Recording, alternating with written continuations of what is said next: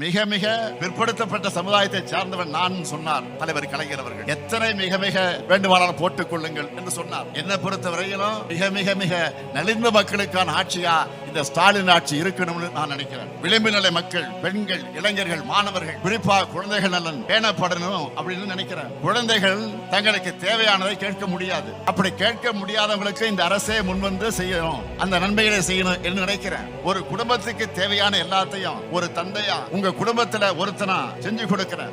உங்க குழந்தைகள் நாளைக்கு வளர்ந்து நல்ல நிலை அடையிறப்போ அவங்க சொல்லணும், ஸ்டாலின் முதல் முறை முதலமைச்சரா இருந்தப்போ கொண்டு வந்த காலை உணவு திட்டத்துல தினமும் சுவையான உணவு உண்ட 18 லட்சம் குழந்தைகள்ல நானும் ஒருவன் அவங்க சொல்லணும். ஸ்டாலின் கொண்டு வந்த ஊட்டச்சத்தை உறுதி செய் திட்டத்தால எனக்கு சத்தான உணவு கிடைச்சதுன்னு அவங்க சொல்லணும். நான் முதல்வன், தமிழ் புதல்வன், புதுமை பெண் திட்டங்கள் மூலமா நானும் என் குடும்பம் முன்னேற ஸ்டாலின் ஒரு முக்கிய காரணம்னு அவங்க சொல்லணும். நிச்சயம் சொல்லுவாங்க. அவங்களுடைய வாழ்த்துக்களையும் அன்பிலையும் தான் இந்த ஸ்டாலின் தமிழர்கள் மனசுல என்றும் நிறைந்திருப்பான். எதிர்காலத்தில் தொடரப்போகும் இந்த திட்டங்களால வரலாற்று திராவிட மாடல் அரசும் அதை வழிநடத்துகிற இந்த ஸ்டாலின் பெயரும் அழிக்க முடியாதபடி என்றென்றும் நிலைச்சிருக்கும் என்பதை மாத்திரம் இந்த நேரத்தில் உறுதியோடு சொல்லி, என்றைக்கு உங்களோடு இருக்கக்கூடியவர்கள் தான் நாங்கள். ஆக எங்களோடு நீங்கள் நிச்சயமாக உடன் இருக்கக்கூடியவர்களாக இன்றைக்கு இருந்து கொண்டிருக்கிறீர்கள். அந்த அப்படிப்பட்ட ஆதரவை தொடர்ந்து நீங்கள் வழங்க வேண்டும். இந்த அரசுக்கு என்றைக்கு நீங்கள் துணை நிற்க வேண்டும். அன்போடு கேட்டு விடைபெறுகிறேன். நன்றி, வணக்கம்.